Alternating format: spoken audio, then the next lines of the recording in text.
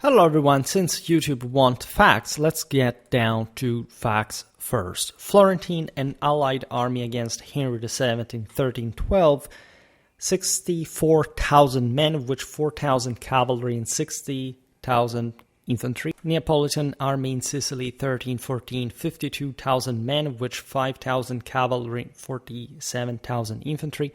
Veronese Scaliger army for the conquest of Treviso 1329, 40,000 men, of which 5,000 cavalry and 35,000 infantry. Patriarchal Goritian coalition army at Trieste 1289, 36,000 men, of which 6,000 cavalry and 30,000 infantry. Florentine and allied army against Uguccione della Faggiola in 1314, 34,400 men, 4,400 cavalry and 30,000 infantry.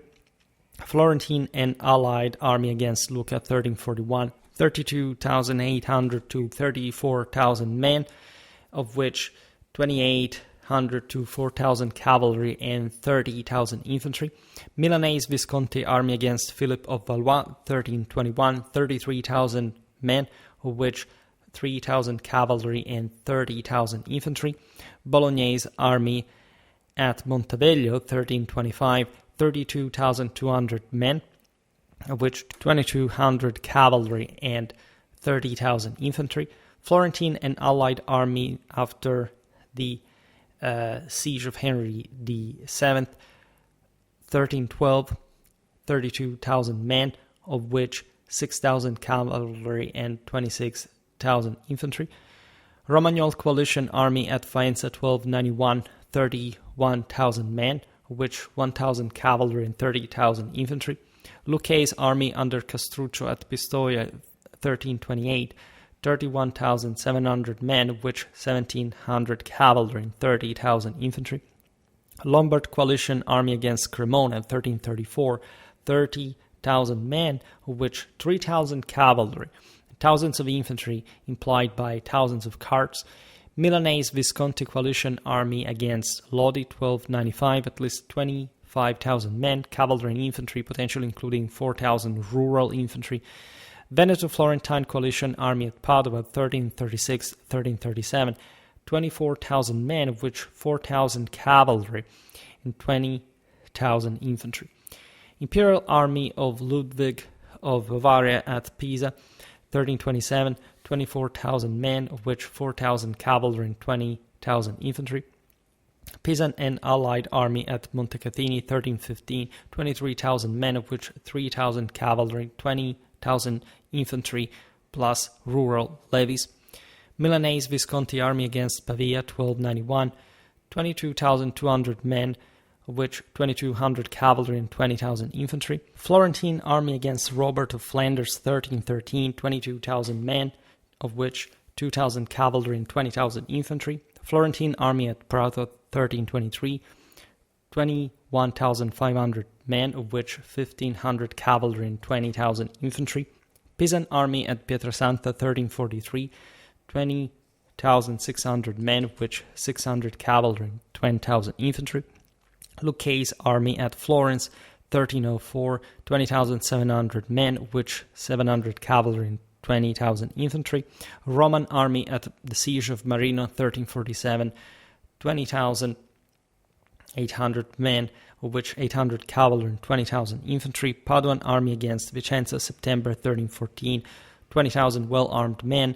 Paduan coalition army for the siege of Verona 1312, 20,000 men, of which 5,000 cavalry and 15,000 infantry, including 3,200 baggage handlers. Milanese Visconti army at Parabiago 1339, 19,500 men, of which 3,500 cavalry, 2,000 crossbowmen, and 14,000 infantry, mostly peasants. Florentine Angevin army against Cardinal Orsini 1307, 18,000 men, of which 3,000 cavalry and 15,000 infantry. Guelph coalition army against Arezzo 1307, 18,000 men, of which 3,000 cavalry and 15,000 infantry. Veronese Scaliger army at the siege of Padua 1318, 18,000 men, of which 3,000 cavalry and 15,000 infantry. Florentine and allied army at Altopascio 1325, 18,000 men, of which 3,000 cavalry and 15,000 infantry. Papal army at Coencio 1328, 17,800 men, of which 1,800 cavalry, 16,000 infantry. Florentine army in Valdarno 1303, 17,600 men, of which 2,600 cavalry and 15,000 infantry. Modenese Papal army 1330, 17,500 men, of which 1,500 cavalry and 16,000 infantry. Venetian army at the siege of Zara 1346, 17,000 men, of which 4,000 crossbowmen and 13,000 other armed men. Milanese Visconti army at Bassignana 1322, 17,000 men, of which 2,000 cavalry and 15,000 infantry. Papal army under Bertrand du Pouget 1322, 16,000 men, of which 4,000 cavalry and 12,000 infantry. Cremonese army in the Lombard League 1305, 15,500 men, of which 500 cavalry and 15,000 infantry. Angevin Savoyard coalition at Moncalvo 1306, 15,500 men, of which 500 cavalry, 15,000 infantry. Florentine and allied army for the Lucca War 1342, 15,000 plus men, of which 5,000 cavalry and at least 10,000 infantry. Florentine and allied army against Santa Maria Monte and Artemino 1327, 14,500 men, of which 2,500 cavalry and 12,000 infantry. Guelph coalition army, the Neri at Puliziano 1303, 14,500 men, of which 1,500 cavalry and 13,000 infantry. Florentine army in the Contado of Arezzo 1288, 14,600 men, of which 2,600 cavalry and 12,000 infantry. Guelfo-Genoese army at Sestri Ponente 1319, 14,830 men, of which 830 cavalry and 14,000 infantry. Milanese Visconti army at Mortara 1299, 14,000 men, of which 4,000 cavalry and 10,000 infantry. Imperial army of Henry VII at Buonconvento 1313, 14,000 men, of which 4,000 cavalry and 10,000 infantry. Perusian army at Castiglione Aretino 1336, 13,000 men, of which 3,000 cavalry, 5,000 infantry, 5,000 Ribaldi assisted by 3,000 women. Papal army at Borgo San Donnino 1325, 13,000 men, of which 3,000 cavalry and 10,000 infantry. Mantuan Bonacolsi coalition army at Zappolino 1325, at least 12,800 men, of which 2,800 cavalry and at least 10,000 infantry. Lucchese army at the siege of Corniglia 1320, 12,500 men, of which 500 cavalry and 20,000 infantry. Florentine City Guard 1311, 12,000 men, all infantry, no cavalry specified. Provençal Angevin coalition army in Piacenza 1314, 12,000 men, of which 2,000 cavalry and 10,000 infantry. Florentine army at Campaldino 1289, 11,900 men, of which 1,900 cavalry and 10,000 infantry. Florentine army at Santa Maria Monteci 1312, 11,500 men, 15,000 cavalry and 10,000 infantry. Genoese army at Orero 1315, 11,500 men, of which 1,500 cavalry and 10,000 infantry. Imperial army of Henry VII at the siege of Florence 1312, 11,500 to 12,000 men, of which 1,500 to 2,000 cavalry and 10,000 infantry. Pisan army at Henry the Seventh Review in the city 1312, plus 11,000 men, of which 1,000 cavalry, 4,000 crossbowmen, 6,000 infantry with shield and lance, plus a large mass of lighter infantry. Florentine army at Artemino 1325, 11,000 men, of which 11,000 cavalry and 10,000 infantry. Florentine and allied army at Lucca 1334, 11,000 men, of which 1,000 cavalry and 10,000 infantry. Ghibelline coalition army in Lombardy 1312, 11,000 men, of which 1,000 cavalry and 10,000 infantry. Sienese army against Pisa 1316, 10,700 men, of which 700 cavalry and 10,000 infantry. Papal army under Gerardo de Tastis at Senigallia 1306, 10,700 men, of which 700 cavalry and 10,000 infantry. Lucchese army at Cerullo 1328, 10,800 men, of which 800 cavalry and 10,000 infantry.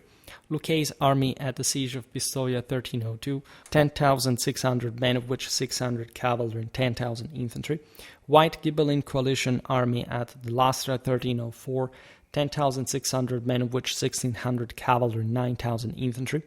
Florentine and allied army at Pisa 1292, 10,500 men, of which 2,500 cavalry and 8,000 infantry. Genoese army at Sestri Ponente 1310, 10,500 men, of which 500 cavalry and 10,000 infantry. Romagnol coalition army at Forlì 1314, 10,500 men, of which 500 cavalry and 10,000 infantry. Savoyard Asti coalition army at Villanova 1316, 10,500 men, of which 500 cavalry and 10,000 infantry. Florentine army to relieve Pistoia 1328, 10,500 to 10,600 men, of which 2,500 to 2,600 cavalry and 8,000 infantry. Sicilian army at Gaeta 1289, 10,400 men, of which 400 cavalry and 10,000 infantry. Florentine citizen revolt against the Duke of Athens 1343, 10,000 men, all infantry, no cavalry specified. Now, why am I making this video? So first of all, facts. I don't use the term fact so easily. If it wasn't for the fact that I actually researched the specific sources of all of these armies, it's not an easy thing. I will not spoiler anything about the work that I can actually provide you with further about it. But if you ask me about any of these armies' specific historiographical references, mostly from the chronicles of the time, and also actual archive documents, I can't give you all of them, right? For all the people that say, but this channel is not reliable because it doesn't cite sources. How many times do you want to repeat the asinine mistake of presuming that content is not reliable just because you're not able to assess the reliability?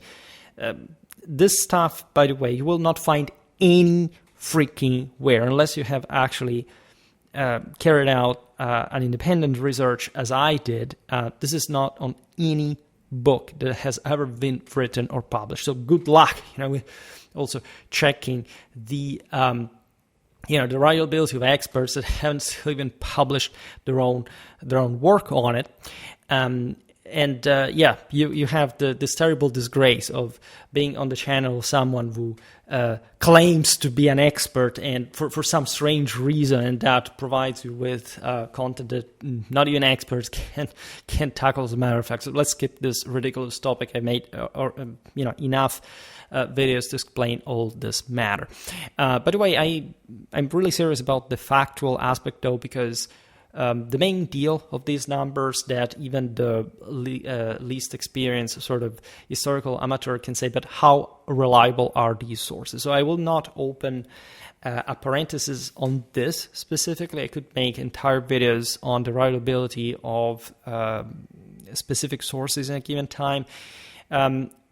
Obviously, we're talking about Italy, and Italy, especially as you understand here, by the way, this does not include literally all the armies that it includes virtually all the armies that were employed from roughly 1290 to 1350, right? So there may have been other forces that were mustered at some point, and or other armies that we know were there and were big, but we don't have the specific numbers of. So that's another story. But if anything, it's an approximation by reduction, right? And you have the pretty graphically concrete idea of what we're talking here. Now, for all of those that have either recently subscribed or have never watched, in any case, my Italian communal history content, and in fact my medieval Italian warfare playlist, as a matter of fact, this is a topic of enormous relevance. Basically, and I've been very vocal about this on Schwerpunkt for years, you would think that we know the medieval art of war in a satisfactory way, that basically every single corner of European history has been, if not adequately exhausted, I would say historiographically exhausted, if there can even be such a thing, but at least very well covered, so that basically we have a pretty, solid idea of more or less what was happening from a military point of view all over Europe. If you want to pick a book on the topic, you will find it. At best, you have to search a bit harder if you're not familiar with scholarship, etc. This is absolutely wrong, right? This video could go in 3,000 directions. I've done it. I'm doing this all by heart, aside from the list. Naturally, I had to write down because even from this video alone, we could depart towards so many different directions. First of all, no, this is not true. And you would be surprised that a major Western country like Italy, that, as we have explained also in recent videos, and if you put the puzzle, all the various elements, right, of the puzzle together from different sources. Recently, we made a video, for example, about the richest countries in Europe at the time.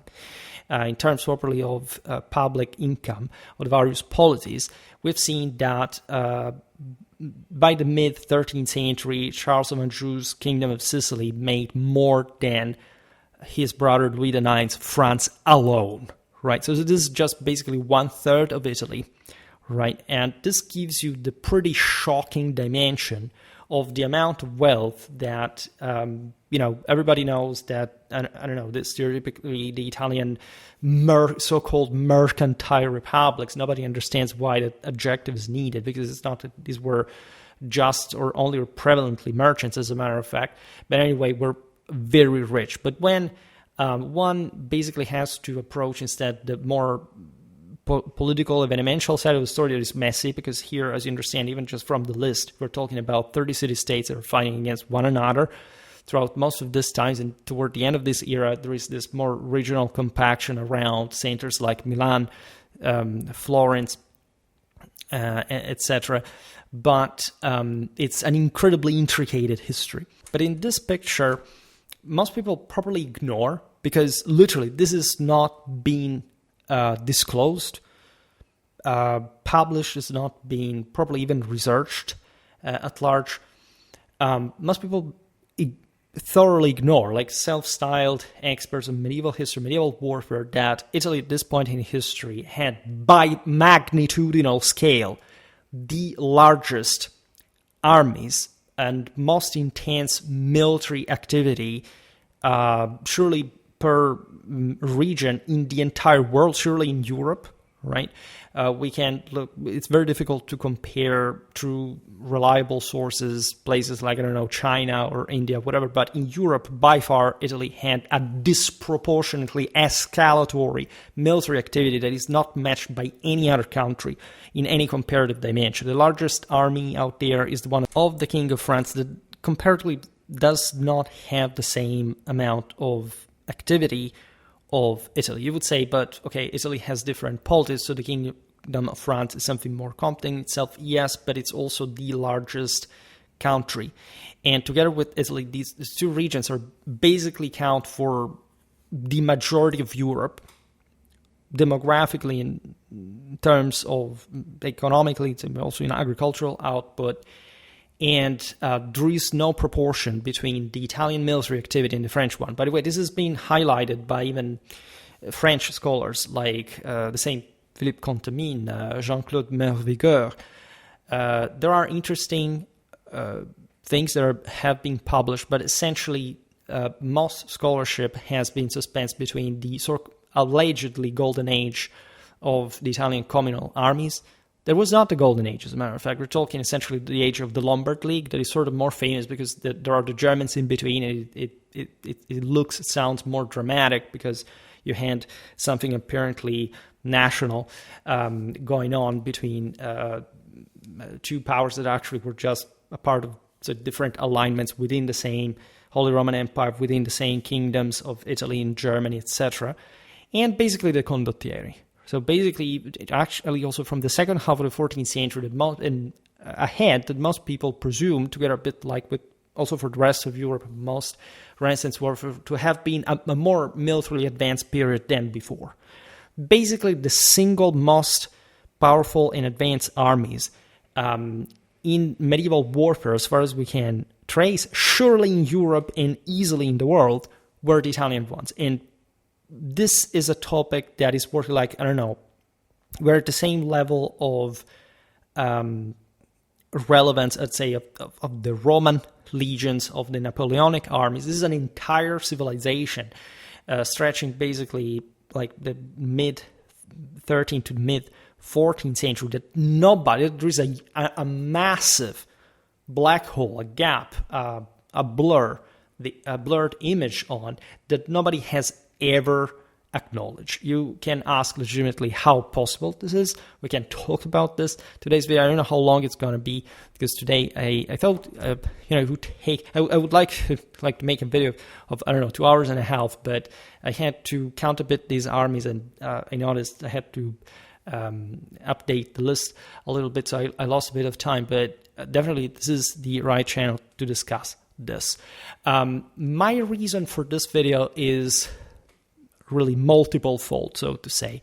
The first one, there is really a grievance. Actually, let's say the not the least important one, but one that I really wanted to highlight, this nonsense that is spread by the largest channels out there when dealing with medieval warfare, that essentially medieval armies were fundamentally smaller than the ones of antiquity. Here we do not just see that. It may be the case that, of course, we are told of the major battles of antiquity counting, 30, 40, 50,000 men on a regular basis. There's actually a massive problem in that, because, as we said, as we can't compare different cultures across the globe, documentarily speaking, historiographically, during the Middle Ages, even during the same centuries, it's really imprudent, so to say, to compare classical historiography with, say, medieval chroniclers. And the latter are actually much more highly reliable, and we can, that's not yet another notion that people fundamentally do not accept, especially in the Anglosphere. There is this sense that since the paradigm is the Kingdom of England, and so there was basically courtly literature, sort of, at least narrative sources were very influenced by a princely direction, that all the rest of Europe had to function in the same way. No, Italian communes are highly civilized, state-like, heavily literate, bureaucratic, and organized systems that provide by far the largest documentation of the era per properly local, in intelligence, interest, etc. The authors, more in particular, and in this specific time in history, are magistrates, politicians, and soldiers at the same time. These are actual citizen soldiers that participate into the same battles that we're told. There's an incredibly public sense of historiography that is to say everybody reads this stuff across the same cities. That's yet another notion people do not properly get, that political fragmentation has virtually nothing to do with the degree of national, cultural, linguistic cohesion. Italy is, there are famous videos. I dealt with this also as far as Germany was concerned, that, why these countries were so divided. Well, of course, if you look at history through a 19th century national state lens, you will never understand the Middle Ages. And you will never understand how, of course, a culture can be fiercely, as aggressively, overly developed by being actually so cohesively hybrid, by simply fighting among all the city-states all the time, speaking literally the same language, and having already, in fact, an overwhelmingly developed literature. If you read, Flemish chronicles at this point in history, they are basically lagging a good century behind Italian historiographical chronicle development. It's something insane. It's like looking at a time machine. This centrality of Italy in this regard, and especially its radical military advancement in this period, is like a major hole in most disclosure sort of culture. Like mostly we have from one side the Anglo-American view of the world, basically talking about the Italians every once in a while, just the battles against Frederick the First and the Second, and then the later condottieri. and so nothing in between, basically. Basically smaller sort of national historiographies in Europe trying to say, oh, look, we also had our Middle Ages, look at our battles, look at our customs, look, drawings and art and whatever. This is cool, this is medieval. And therefore the notion that there is actually a structure, systemic, critically analyzed and objectively laid out comparative and diachronic understanding of medieval European warfare development on the basis of single countries is a chimera. This does not exist. Scholars, even the ones famous for publishing books about battles, etc., largely do not understand literally anything about these topics. People read and think, oh my God, this is the scholar. Now we read him. You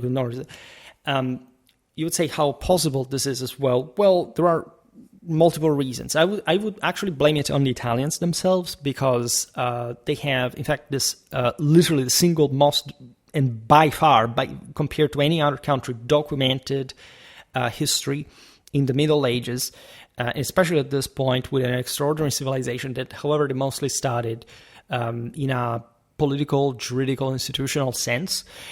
This is mostly the problem of post-World War II historiography that, as you know, largely in the West was sort of hijacked by, if not a Marxistic, at least a structuralistic intent that rejected evidential political military history. So basically, there are also deficits coming from things like, I don't know, when Italy was united, for example, they prohibited them to study pre-unitary armies, except the one of Savoy, Piedmont, right? So they basically lack a major, and this is an enormous pity, because this could be extended also to, for example, early modern Italian warfare, right? Where Italians actually had some incredible military history of not just great proportions, but also incredible capacity. And that instead passes for some sort of B-series niche topic or whatever. Naturally, talking to people who are like my audience, hopefully, I'm sure of, let's say, more military historically literate than the average, I presume that this is the case. But I also realized through the years that this topic is truly unknown as most others. It's true that many other areas of Europe suffer this problem, but Italy is disproportionately inexplicable in this sense, right? So what I was actually saying before, this would be actually the first reason why I talk about this, because it's like having a solid quarter of medieval warfare not even touched or spoiled or covered. Like if you look at some medieval Italian battles that I covered, I just checked on YouTube, nobody has ever done anything about that. And we're talking major battles, by the way. Some major European feudal ones involving also different nations. For example, Tagliacozza, I just searched, I made a video of this this summer. And aside from some Ghibelline, romantic and nostalgic, I realized that the attention towards a topic like that was non-existent. I mean, the notion that battles like Benevent, this happens a bit for Markfeld in Austria as well. These were literally the largest battles of the century, right? If you do not know this military history, it means that you do not know practically anything about 13th century medieval European warfare. And for some reason, this stuff is not portrayed. But what really actually grinds my gears, to make a famous citation, is the fact, again, that as I was saying before, the bigger channels out there portrayed this ridiculously nonsensical notion that, again, medieval armies would have been particularly small, right? If you look at this list, you realize that this is not particularly true, but especially that military activity is overwhelmingly intense, right? You can make the case that, as it's been made also in other videos, like that, I don't know, since Europe was more politically fragmented than, I don't know, in Roman times, armies would be smaller just by mathematical division. Even following this logic, because there is something to that story, of course, and I cannot get away with that so easily, right? I will have to make videos about this, but if you look at the sheer activity here, we're talking about 70 armies of 10,000 or more men, 24 armies above 20,000, and 12 armies above 30,000, all basically in the span of 3 generations, let's say. in a region like, yes, we have included southern Italy actually, but this is mostly about central northern Italy. And it is true that 1/4 of Europeans were Italian at this point. So we're talking again about an enormous, demographically and especially economically concentrated reality. Italy is continuously, since uninterruptedly, even through the so-called Dark Ages, the per capita richest country in the world since the Roman Empire until basically the end of the 17th century, when just the English and the Dutch, by the way, will surpass it, not basically the rest of Europe at that point. But, I don't know, find me Renaissance war, find me any region, all right, in early medieval times, ancient history, whatever, that had this kind of military activity. This is disproportionately intense, right? This is unseen. This is unheard of. We're talking about a radical activity. We've seen here armies of tens of thousands of men operating sometimes thrice at a time in this region. We see some armies, like even from the same policy during the same season, same time. Here, by the way, I also crammed into, let's say, I picked, for example, there are some armies that are out there for more than a season, which is interesting, meaning more than a year, actually. Which, as you know, is also, remember when we hear about, where were the first permanent armies? It was the French first. And this is incredibly, first of all, Philippe de Comines tells straight away that the French modeled this after the Italian signories in the mid-14th century as well. But especially about this topic that we commented on very often, there is all an historiographical ambiguity regarding that. Is also extremely modernistic in kind. That is to say, when was bureaucratically registered that a mercenary company had to remain salaried by, or half salaried by the crown, and we can document it. This doesn't actually tell very much what was the strategical or operational or just even administrative practice regarding these armies. The Milanese, for example, had at this point an army as large alone as the Kingdom of France, but the Milanese archives went destroyed. So we see basically that we're doing the same thing almost surely before them, but we just don't have the actual piece of information that we would like. It's frustrating because, as we just said, this is overwhelmingly the most documented area in the world at this point in history. But still, of course, it's the Middle Ages, and we actually don't have that type of information yet, right?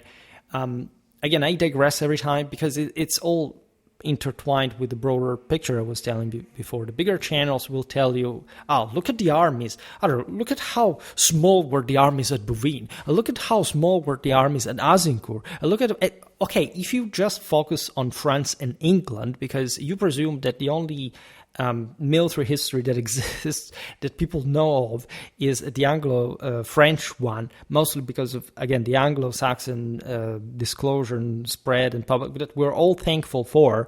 I learned a lot from those books, etc. But if you stop to that, you at least should not talk about the entirety of the Middle Ages. It's sort of, this is a political problem because it's as if, for some reason, but we should be acquainted, just also in ethnic models, to whatever suited that country's worldview, right? So it's basically, again, there is the centrality of that region, and then basically, let's go look what they were doing in India. Let's go look at what they were doing, say, in places that are suspiciously colonially related to the later British adventures. It's like saying, I don't know, watching American movies and having in the cast always, an Anglo-Saxon looking guy that does not look Anglo-Saxon, looks Norse, right? You can't find an Anglo-Saxon guy with, I don't know, dark hair and, I don't know, brown eyes, as most of them actually, no, it has to be the whitest person ever seen, then the black guy and maybe an Asian guy. It's irrealistic. All right, this is not to say that I don't want to see those people, whoever they are, or I don't want to look at the widest superheroes. We're generally habituated to, also by, in fact, the same notion. But if the horizons of the masses are these, in general, you can immediately understand also from a historical point of view people are literally not going to understand anything. It's as if the right said, we must overly concentrate on our nation whatsoever, because this is also what people get into nowadays. And whatever is not our nation is not white. Wait a second. There is Europe here. You have France, you have Germany, you have Italy, you have Poland, you have Spain. Where is their military history in the broader pop culture? But I mean, seriously, where is it? This is not anymore the time of saying, well, because maybe, I don't know, it's the Anglo-Americans that studied medieval warfare more than other places. Not really, right? Today, if you really want to put together pieces, there is such an overwhelming amount of publications that even for, again, this case, as I was saying before, probably not even the Italians study their own military history properly, as basically nobody in the world does at this point. And this specific topic is under research, granted, but if you really were to put together all the information that actually exists, even just in English, let's not even say that you have to learn Italian or any other language, or, you may even not know Latin, which is, a tragedy, especially if you are, inclined, you hope to one day to learn to study medieval history in a serious way. There is no ignorance that holds. So it's plenty of information, right, that you can spend and put together and start researching this stuff seriously. Again, find any other region that had this level of military activity, and I'll sell you my house, right? Unless ideally somewhere, I don't know, maybe the Chinese had a military activity that was affected by some level of giantism and is in their also often exaggerated type of chronicling that reflected more ideal than practice, as we well know. This is true also for the Arabs. We've seen very much during in the videos about the Crusades and analysis. The Westerners are much more precise. In fact, interestingly enough, when you read these Western sources, the Italian ones, for example, being very connected, as you know, we were looking at it the other day with Genoa, with Venice to the east. They break down all these armies in Italy in very precise ways.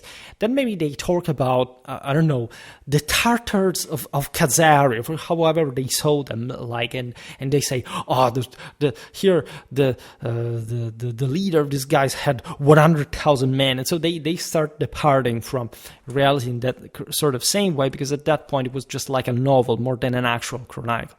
But you can see there sort of how the spectrum of accuracy and even precision sort of takes form across the board.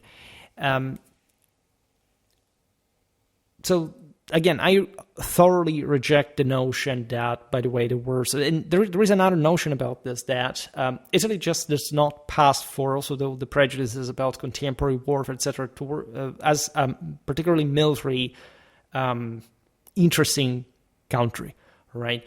I don't think there is any specific prejudice against, the military quality of the Italian armies during the Middle Ages. There's probably something to be said when you look at, for example, the clashes against the Germans during the wars of the Lombard Leagues before. There are instances in which you could make the case that, say, also in this period, for example, were lots of German knights hired by the Italians, however, that did maintain the upper hand, did not let these guys take over. As a matter of fact, not even during the age of the free companies, that were quite good, and apparently even substituting partly large parts of the same native Italian nobility, but for the political, again, through the political machinations of the elites that successfully could keep all these people down. But there is no doubt, especially when you study the tactics of these armies, that as far as we know, and this is not the video about that, but the Italians had by far the most advanced armies of the period. They had in the famous triple formation, triple line that was actually standard in especially Western Europe at this point, for many reasons that now we can simply digress on, but it's, of course, all based on the concept of gradual reserve and mostly this channeling, this pushing forward, because cavalry is, of course, the decisive element. It's at its peak during the 13th century that also is included. By the way, the Italians do not have infantry victories, even though they actually had in absolute terms the strongest infantry, as we will see now, because they could afford cavalry, because their political and social system was fully integrated in a statile army that would have not made any sense, like to split into, I don't know for which reason. When we look at infantry only armies, like, I don't know, the Flemish burghers, we see there they were rebelling to feudal authorities. It's completely different. The Italians do not have any of that. One of the reasons actually why their armies were neglected is exactly this, that since you don't have the Courtrai, the Bannockburn, it seems like, nothing else was happening at this point. For the Italians, it would have not made any sense to fight that way. It's not like there were Scottish armies that, were so poor that basically they didn't have enough surplus for a decent mounted elite, or there weren't the Flemish bourgeois that lived in towns. The Italians had city-states. It was a completely different thing. And the result is also this. Where the Italians surpassed other armies in level of tactical development, and in fact we do not see elsewhere, is the degree of systematization and uniformation of these forces and infantry wings. All right, by far the best documented display of infantry and wings that was used also in the rest of Europe is here, mostly through large amounts of pikemen, large amounts of crossbowmen, and also pavismen. Later made some videos about pavismen to understand better. There are lots of misconceptions actually, but most infantrymen, including pikemen, used pavises that are not also the later 15th century stereotype of the oblong shield, etc., the camping table thing. I will tell you about this in another video, but that systematically cooperate with cavalry. And when you look at all these are just, by the way, dimensions of the armies, right? And we know all the military history of the armies that we listed here. There are some clamorous battles that, as I lamented, were not even properly listed in the Oxford Encyclopedia of Medieval Warfare, that deals, for example, with the Battle of Montaperti, of Campaldino, of Alto Pascio, but, for example, does not talk about the by far largest, most important, also politically, military, everything, numbers, royal skill, etc., that is the Battle of Montecatini. Guess why? Because for some reason, through the highest sophistication of the Oxford knowledge, they could miss, like, largely I think it's actually the biggest battle of the period. And I'm talking Europe-wide, right? There is literally no other force here. I actually listed the armies that were present there. 30,000 plus from one side, 20,000 plus from the other. And this is, as we've seen, numbers, this is a scale of troops properly that you find repeatedly in these Italian armies. And in context that, in fact, at some point, this is absolutely normal, of course. It didn't even necessarily escalate, but did actually go on campaign. Some of the numbers you may have been skeptical at the beginning, such as, for example, the Florentine and Allied army against Henry VII in 1312. Admittedly, that's an exception, 64,000 men, because these are the forces that the Wool-Guelph coalition in Italy assembles in Florence, meaning that these guys didn't even go out there in the open. Or actually they did, but there were something like 32,000 men. That is not bad for this allegedly small medieval armies. This is after Henry's siege fails against this, also because Henry's armies, we read later, was much smaller and also composed mostly by Italians. So this gives you an idea of the overwhelming amount of these troops. The notion that since these were, just militias, so they were weaker than other, that's why were so many. Absolutely not. The Italians had by far the best level of armament and training available in Europe, right, at the time. So there is no evidence whatsoever that this was the case at this point. By the way, we're not talking about the wars of the Lombard League, but even infantry might have been more primitive. But we actually made videos about even Erlenwald, the Patha area, the beginning of the 11th century. We have incredibly powerful signals already on the eve of later on. Also from an iconographical point of view, think about the release of Porta Romana, of the incredible courageousness of Italian infantry. in particular, and they had, as you've seen here, also cavalry in very large numbers, right? The Neapolitan army in Sicily, 1314, we're told 52,000 men. I myself doubt that this is actually a correct number, but I wouldn't be surprised of a 30,000 army. Also, because if you know the military history of the regions, you know how many of these armies were actually sent there. In fact, here we haven't even listed them because we didn't get precise numbers, but we can imagine forces being fundamentally the same. For the rest, there is also the army of the Florentines at Lucca, the famous battle that, as Leonard Green told in his beautiful studies about Lucca, also went down in history without even a name. It was actually one of the largest battles of the period, actually largest than the battles of the 100 Years' War, but of course you have never even heard of that because, in fact, nobody ever talked about them. And they are big. Like, what I would like to stress here is that this is not some peripheral clash that we know it happened, because there are instances of that, right? It's just like those voices we were telling about before regarding Western chroniclers saying, I don't know, the Mamluks defeated the Mongols, and so there were so many armies. No. Here we are in the eye of the storm. I mean, these incidents, these battles, these campaigns are much better documented than the ones taking place in the 100 years, at the beginning of the 100 Years' War at the same time, right? And much better documented. But you had not been told they exist. This is untypical. Just the other day when I made a video about the Battle of the Maritsa River. Well, there literally we have few contemporary sources literally saying the Serbians went there died, or made up sources from the 17th, the 18th century.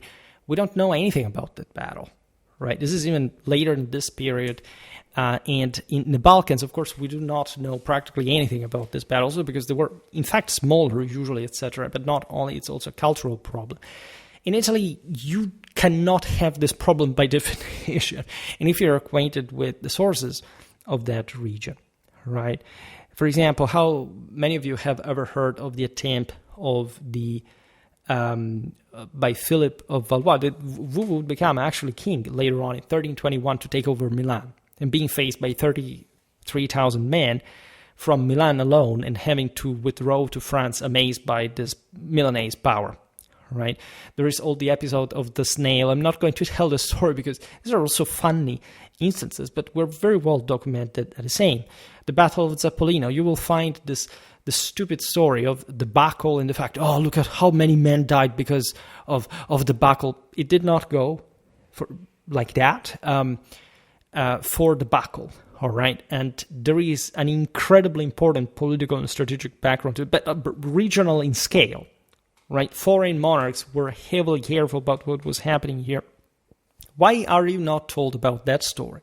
You're just told because of the stupid history of the debacle, because in contemporary history they made a story out of that, which mocked it. I think this is the same Italian one. So foreigners repeated that without even knowing that the Battle of Zappolino is by far also one of the most important battles of the era. It's also very well documented. It's a fantastic battle with a flank attack, and if you studied the terrain, it's really amazing. The entire expedition of Henry VII notoriously did not trigger any major pitched battle, but the consequences of that were also the Battle of Montecatini after his death. That, again, the Oxford medieval encyclopedia of medieval war that doesn't even know what it is, just for telling which hands you put yourself when you talk about scholarship, by the way. Instead of hysterically becoming like, those paranoid post-socialists that do not believe anything and you need citations to go on, why don't you actually start acting by authority, by the objective superiority of European tradition? We're supposed to be men, not lesser people, right? This is your history. You must know this history. If you don't know this history, what's your worth as a human being? I mean, objectively, right? We're not talking about some weird place in, I don't know, in the other continent. This is the beating heart of Europe. You don't even know concretely what the entire continent functioned like, right, through these very clashes. And others are less eventful. For example, you may absolutely ignore, for example, the Milanese coalition army against Lodi. I'm reading here 1295, 25,000 men. The Veneto-Florentine coalition army at Padua. Well, that's actually a fairly important war, 24,000 men. The Imperial Army Ludwig of Bavarian Pisa. These are actually like just connoisseurs will get into that, right? But they're also big, right? If you are, of course, into what was happening in the 100 Years' War, it's not like this is less important, right? And there are objective criteria to determine why this is the case. Again, the level of documentation is not the same, right? Let's assume that there was, a very important battle in Vietnam during the same period with even more men at these, all right? In any case, to us, it's less important because aside from the fact that it wouldn't happen in that way, but we do not know, even when if the source is reliable, what the hell happened. Here we know the entire freaking thing. Here the history itself acquires a much greater relevance just because of its moral and scientific objectivity. For the fact that you have pre-humanistic sources, some of the most important ones of the year, think about Villani, that is also a prominent source of the same battles of the 100 Years' War, like Crécy.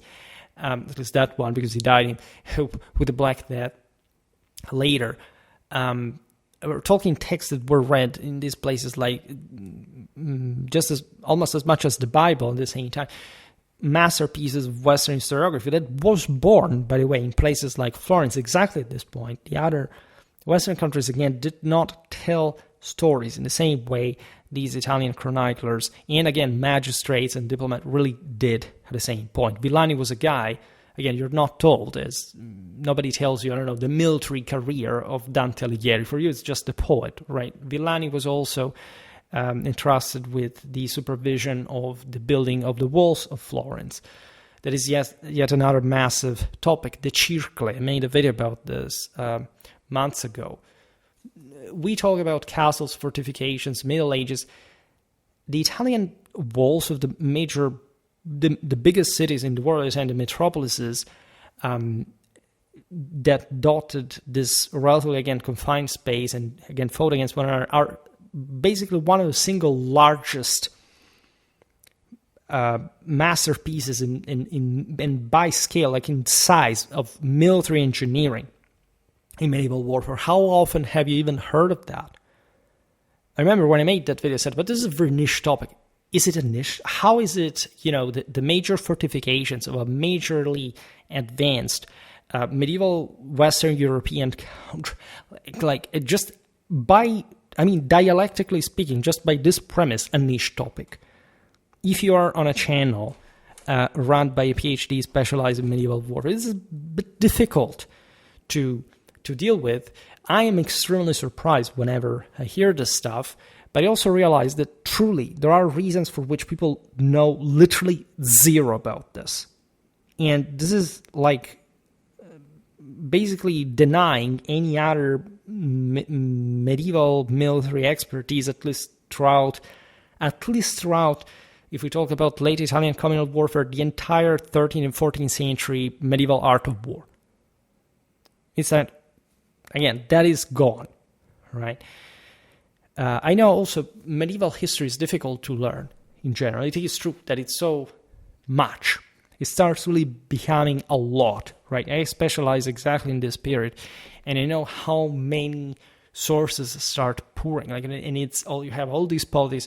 People have this sort of collectaneous approach to medieval history. Okay, I will learn about, this or that policy that seems cooler to me because it's either more exotic, or, I like it more just because it's mine or whatever. And then the notion that there was a collective European unconscious at this point, there was a veritably Western civilization lording over the entirety of Europe and the Mediterranean and beyond, and that therefore we should study basically everything what was happening at the time as we study, again, the Renaissance, the Roman Empire. This is completely null. It does not exist. People have not built this idea. It's a major cultural deficit. it's a major, I'm talking global wide. It's not just a serious personal problem of individual education. This is like a massive gap in probably the entire structure that should provide you with a comprehensive understanding of Western civilization and consequently the world. Because let's be honest, Western civilization is the single most important thing that ever happened in the history of mankind by far compared to any other. But again, if we do not even pass through this stuff, it's really difficult to go on. Other things we could say here about the organics are interesting. Of course, most of these, as was really typical during the Middle Ages, was the coalitional armies, meaning that you have multiple cities putting together these forces, but we also have specific evidence of different of single cities, of course, as we've seen here, contributing with tens of thousands of troops. This is especially the case of Milan and Florence at this time. By the way, this period completely defies the notion that spread in the later medieval time and mostly during the Italian wars with Machiavelli and everything, that the Florentines had basically a second army and they were not good at war. It was true at the time at large. This is definitely not the case at this point in history.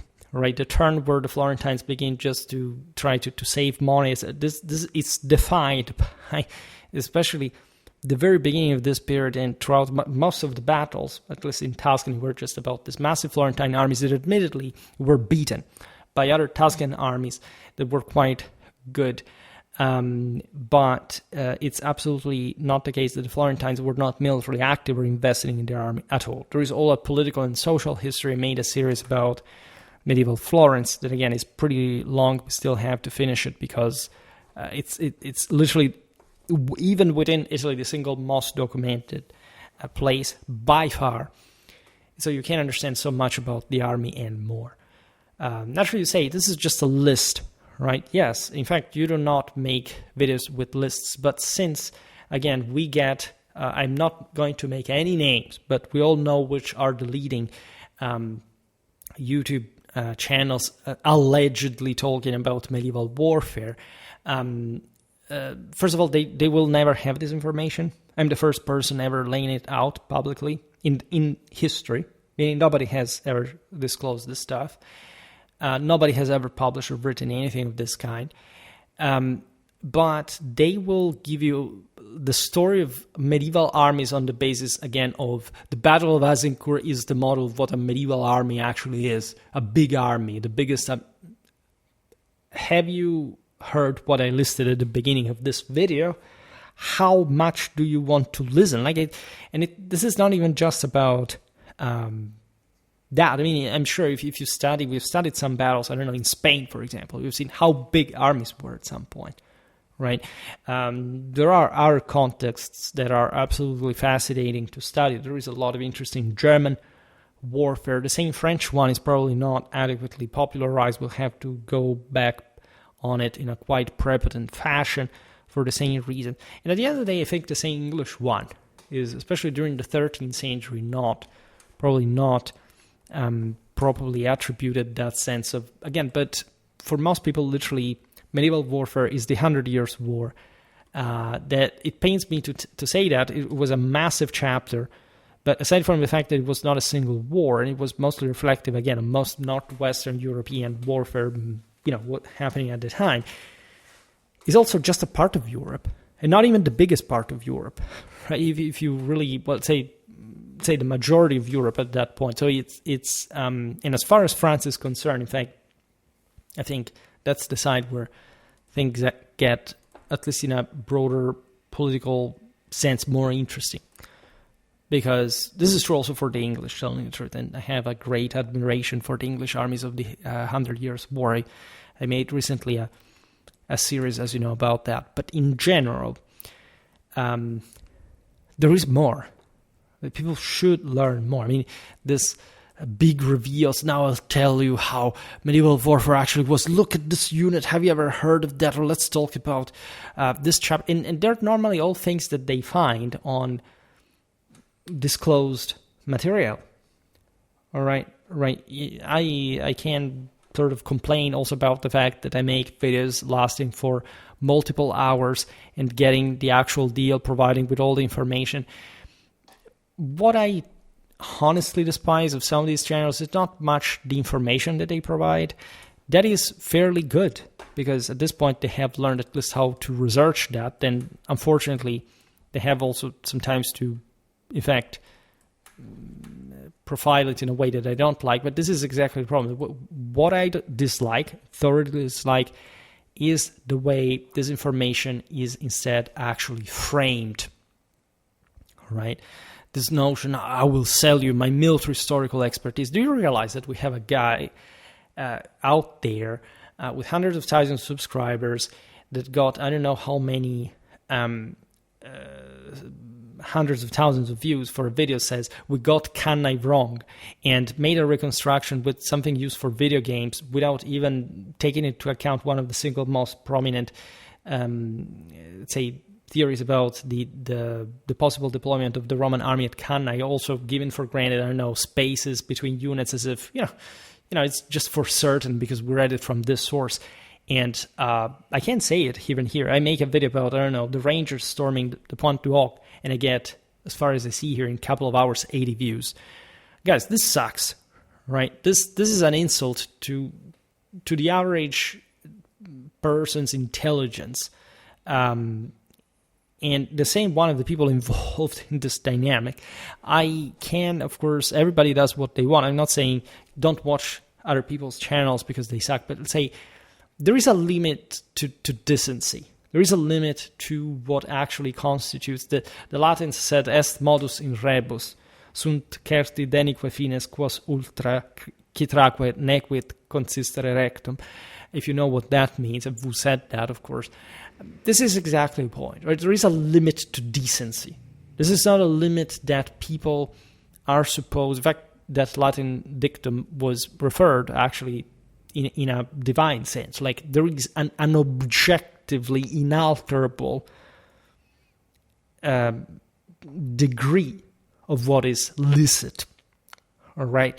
It's not something that is up to the taste of the individual, right? Either you accept it or not, right? So this is something which will be judged, will be evaluated. And again, I made recently a video saying, why does my own video slamming other channels dwarf in views, I don't know, some of my other most sophisticated videos here again?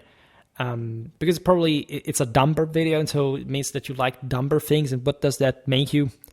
Make that, I don't want to say it out loud, but let's be honest for a moment. What are you here for?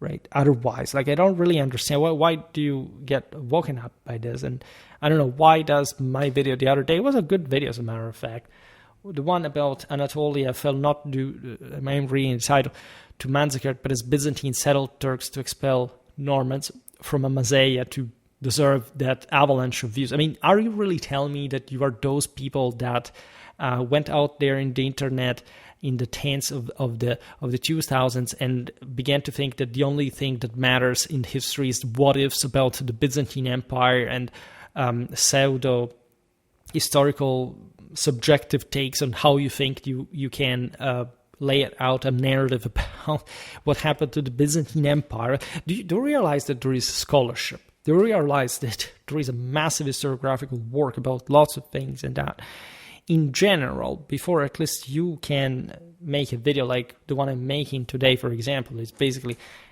a complaint against historiography and beyond, there's actually a lot of work to do, right? That YouTube may have habituated you, say, to dump content to creators that literally began with the right foot, right? Comprehensive, long videos and, with solid information, reduced to make shorts, to make views, right? So prostituting themselves for the most idiotic kind of dynamic that essentially flattens to the level of the people that really caused this at the end of the day.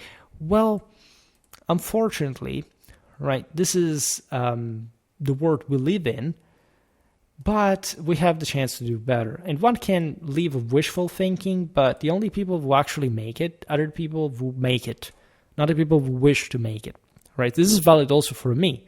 If I don't make the views, I can't blame other people. But it's also like, it's videos like these. I'm actually providing you with unique information about one macroscopically important topic in the entire system of the art of war, things that hopefully in 50 years we will teach in medieval warfare as the norm. And that probably, I'm not saying maybe this video will make lots of views, I don't know, but probably will not be understood for this, right? Even in the moment in which you're listening to me in this moment, you will not actually grasp this is what you have at hand, even how you could respond this, because let's be honest, with AI today, you can steal everything if you want, right? You can make a clone video of this that lasts those 10, 15 minutes and simply dispatch it for your, except it's a bit difficult because I can't prove that I have the exclusivity on this specific topic. So,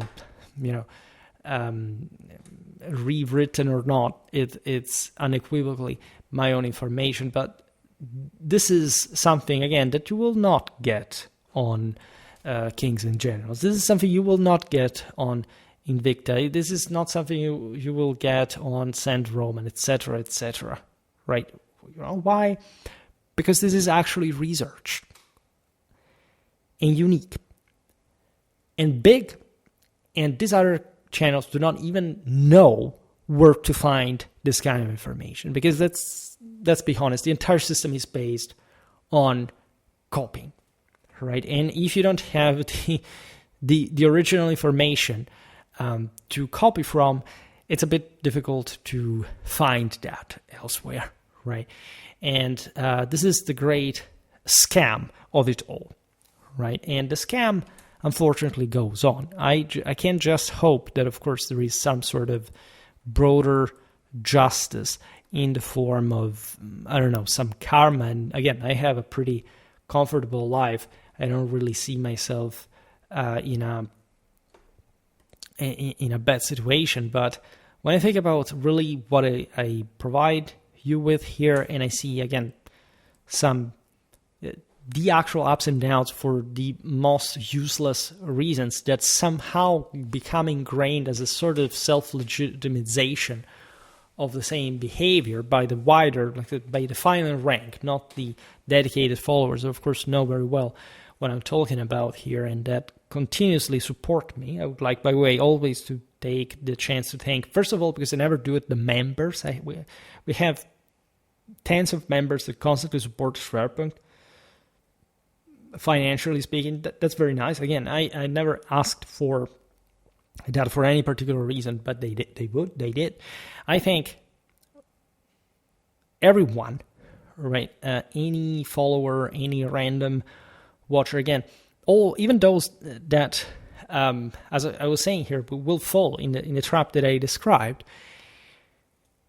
because that's what makes everything work, right? This is like a machine. If you don't oil it well, if you don't put fuel, the engine will not really go, right? And so it's desolating sometimes. Again, I don't know what's this evening, the fact that I was late or that my poor Pont du Hoc video did not receive views. I can understand because there are so many videos at least about that.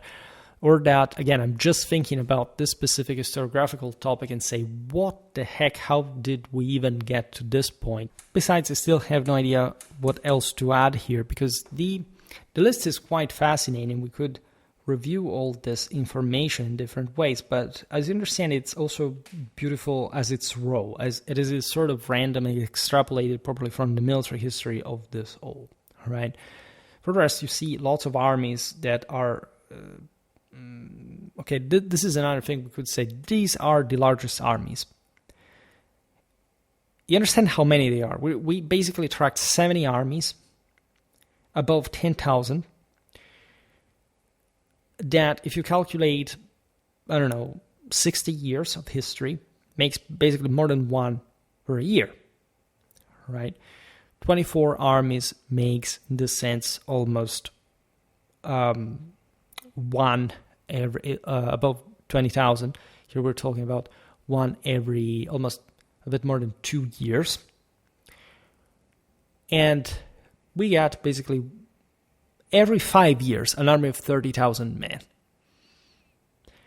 Seeing it distributed like this, maybe you can understand better how, of course, distributed this force was. Imagine it like you have all these resources that are being consumed in process by, because towards the later period, you don't have basically these larger armies anymore. It's basically mostly during the 10s, the 20s of the 14th century you get these numbers. Here, I didn't even explain the chronology, but let's say that late communal warfare is here. I didn't start from 1250 because I honestly lacked the sources for that, or at least I've never properly researched those already. But we're talking increasingly large armies, and these are the biggest. All right, there were very big armies before too, by medieval standards, but they were less than these, less frequent than these. All right, so what we list here is probably the peak of medieval military activity in relative terms. But imagine, again, all these forces activating, scattered across the peninsula here, again, mostly central northern Italy. We listed 70 armies of 10 plus 10,000 men. I haven't made an estimate of how many armies were actually mobilized. And this is basically, I suspect, like, let's say 100, maybe like 1/50 of the entire military activity. So if you make just a simple calculation, if this at the minimum, so it's way above this, we have 70 armies of 10,000 plus men, which makes 700,000 men in 60 years. And if we calculate that there were many more of these, as we've seen, many smaller armies, so it's a bit difficult to make the maths, and that there were 12 armies of 30,000 men, which makes basically 360,000. So here, 20,000 men, we're above 1 million. All right, these armies alone, these 10,000 plus armies, make a million men mobilized in 60 years only through these top armies. This I should perhaps put at the beginning of the video, but it's mind-blowing when you think about this. Try to make the maths for, I don't know, for England or for France.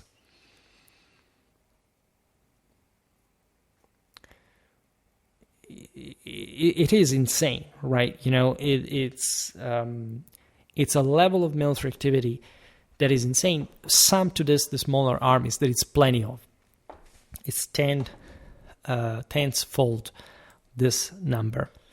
When you think about, of course, many of these were also the same men. We should give it, but the fact that these were brought on campaign, they were sent out on military operation, gives you the astronomical cost of warfare in late communal Italy. This is one aspect we can think of. Regarding the composition, we see here is a pretty straightforward medieval army composition. Infantry is quite robust in Italy. It's, as we've seen, the most collectively trained. Those infantry wings basically close routinely on the enemy flanks while after having crushed one another, especially through sophisticated cavalry flanks attacks led by small concealed reserves. It's all an incredibly sophisticated combined armed tactics. And again, we do not see any of this in the Senator work by this size with this complexity, right? This is like saying comparatively what the Mongol armies did at the peak of their combined armed tactics. And again, if you look at other 30,000 man armies across the world, they fought in similar ways, right? The pattern was similar, regardless of different styles, tactics. I mean, in terms of sheer synergy of the various arms, it's similar. But there were also much poorer armies, and they were much less frequent. I don't know, throughout all, I think, Lithuanian warfare during the Middle Ages, we also talk about those armies. We get only once 30,000 men. Here we get it 12 times, right, in 60 years only.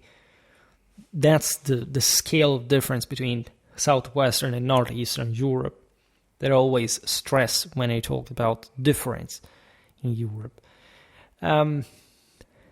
There are different... Here, by the way, I just listed Italian forces also because it's true that at this point, Italy did not really have much of a foreign presence in the form of, I don't know, conquerors, whatever. There is Henry VII, Ludwig of Bavaria, but already the latter is, actually both armies are largely composed by Italian troops. Also, especially Henry VII arrived with lots of Transalpine forces, but in general, like during the war, there is the plague. The siege of Brescia is very traditional. Even the emperor's brother dies, etc. Like when you look at, we named here the support coming from Pisa, for example, in the tens of thousands for a single city, which is normal for these largest ones in the period. Half of the army is, or more, is Italian under the emperor's command. We're also, here we have skipped other information. I basically just stuck to the operation, the date, and the army composition as far as we know it. Besides, I should be fair about this, each of these informations, we're talking again 70 paragraphs here for each army, have not just the various sources referring to the specific numbers, but very few are my own assessment based on different sources, because in fact there are, however, many different sources giving even higher numbers, and I sort of dismissed them to some point because, as you know, I'm not fixated with the hyperinflation of medieval armies' numbers, right? In order to drive my own point regarding the fact that armies in the Middle Ages were not small, I could simply inflate the number and say, look, this is what a medieval source say for all those. It's better if I don't really attribute any adjective to them, that people to say, I only watch YouTube channels that openly quote sources that it can make me understand so much how real history is, that those are real history educational channels. Yeah, sure. Because, if I quote the source telling the thing, like you suddenly become educated in history. Sure. Yeah, because that's history. That's what history is. You're quoting sources, not the critical analysis of the same, and hundreds at the same time, and massive authority and competence required by sheer experience over decades of learning. Oh, sure. You quote the source, and that magically acquires historical worth, and probably that's a standard that you identify as such. You said all the other work, all the other wisdom. No, you can't track it. You can't find the citation, so it must not be wrong. Yeah, that's exactly how it is. My recommendations: just go out there, say it to other people, write it somewhere, because we really wouldn't like to miss the memo of this. It's so precious, it's such a deep insight. So you understand how, a video like this is weird because it's between actual history and or probably the closest I went to an actual, list of sound information. And again, for example, if I had to read you all the sources, all the commentary to all of these just for assessing the number, which is an excruciating pain that I spare you, I should probably make the entire video exclusively about this, and probably would last something like 4 hours, because and that for all the people who want the quotation or the citation. Yeah, that's exactly how that. Yeah, not knowing even where the sources are, what they are, how to read them, or in Italian or vernacular or in Latin. Yeah, sure, or in Catalan, because for example there are the Finca think as Acta Aragonensia, right, that are some of the major, most important sources of the King of Aragon that was spying on all these cities. We get a lot of information from the various informants in Italy. There's this beauty, and people sleep on. Let's randomly see the first history video that is out there that I will see in my YouTube homepage. This is a movie, actually. Fortunately, let me switch. Wait a second. Something more. Mostly movies. That's what I don't know what's happening here with the freaking.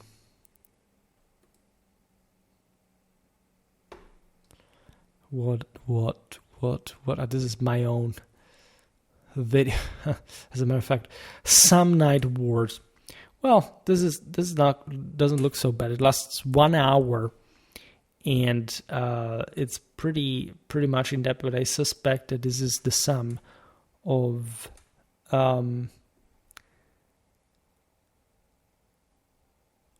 smaller videos. Possibly not. This is actually, I found, the only serious channel that this is shooting on my own foot to make the point. No, I was absolutely right. This is a BS channel that makes 8 minutes long videos and then stitch them all together to make the bigger video. Like, yeah, with maps that look like paint. Well, all right. But this is exactly actually the best example that I could find. That's how you trick people into presuming that there is something to it and then nothing else, by the way. And I'm not sure, I mean, maybe that content is, as I said before, even informationally speaking, is okay, but seeing a little puppet that moves and, with a pre-arranged script, is it really what we really need in this sense?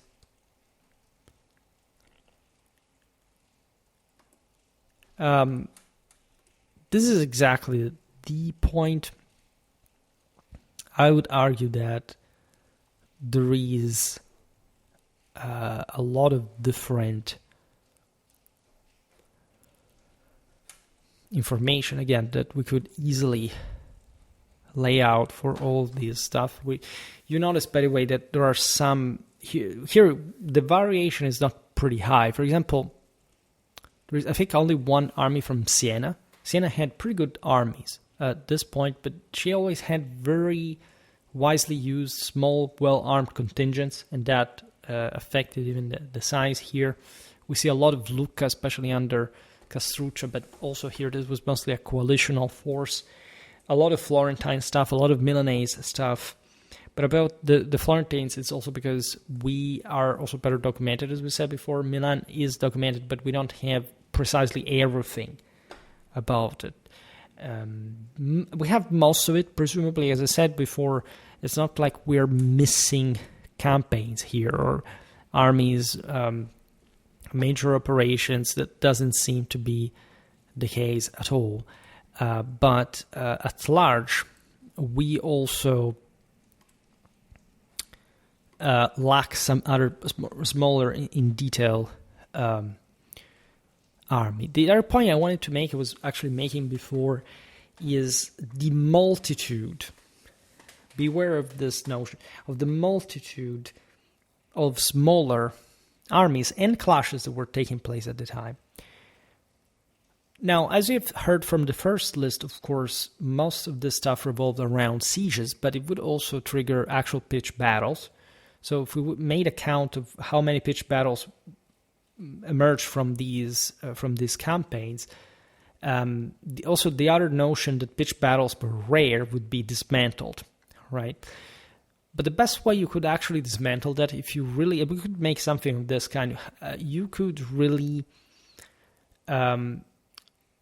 make the military history, for example, of all these various cities, or at least of a region, whatever, documenting all the smaller clashes. And you would realize that it was actually plenty of open field clashes at a smaller level. The notion that sieges dominated the landscape is actually not there. I mean, in relative terms, if we're talking, of course, about the fact that these armies more or less even traveled sometimes with portable artillery, etc., because they had to storm castles around the way, it's absolutely correct. But the notion that sieges were more frequent than pitched battles is BS. But I mean, big one, right? Actually, it's the other way around. Open field clashes were more frequent than sieges. This could happen within the context of sieges, by the way, as we said, typically. The relief force that comes to break the siege and attacking this other army. But were these things rarer than sieges? Hell no. Right? It may as well be that sieges are not so overwhelmingly documented. For example, I don't know, if you study, I don't know, the different sources. Here, as we said before, there is an homogeneity between the chronicles. It is true. But it is also true that different chronicles deal with different things at the same time. Some chronicles are slightly more political, some other chronicles are slightly more military. And for example, like if the communes, I made videos about this, were very much invested in the conquest of the city districts, castles manned by, say, the political rivals of the commune itself. That were the same families that were part of the commune, but because of their infight, they would be expelled, and so they retreated into these castles, say in the Apenninic heartland, that were difficult to dislodge. So the commune went to their houses, their fortified abodes, their castles, etc., and it would try to dislodge them from there, at least to inflict them this damage. It was basically impossible to eradicate them, right? Even when they were banned, and some of them took refuge in other cities. Normally, they always received the support for continuing the fight from their own city's district, which was incredibly useful because.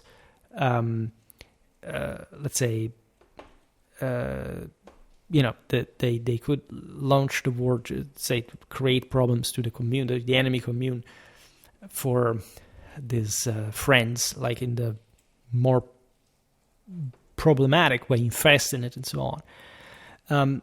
But for example, the operations concerning the besieging of these castles sometimes are skipped by the chroniclers. Why? Because they were so normal in many ways. I mean, the notion that you would be besieging a castle because, I don't know, when you conquer, when you crush, I don't know, an enemy army, etc., you would still, try to seize all the operations, imagining the hundreds of castles. Basically, for every square kilometer was something approximable to a castle, right? So it's not much that these were fully fledged sieges with trebuchets, but you had at least to negotiate the fall of this castle, the takeover, or something like that in the process. Some would simply render themselves when a major battle, especially was fought, and the outcome shifted the balance in favor of the winner, so that the enemy all around would there would be side changing within the same town. It's a complicated thing. It happened for entire cities as well, in fact. But the distinct impression is that it was in fact the pitched battle that determined this, largely. It's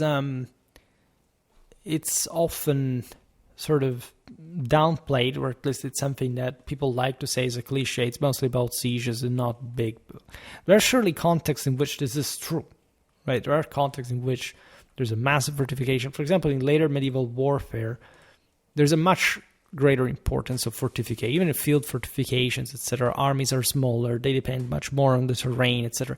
This is definitely the peak of movement in medieval warfare.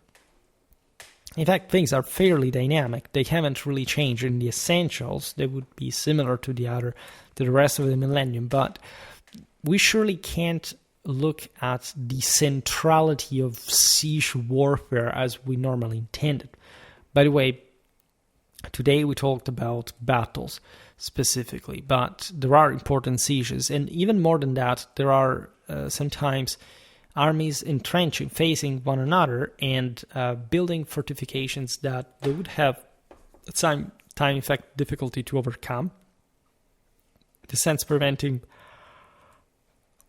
major pitched battle if the fortification was well serving, like a particularly favorable position, etc.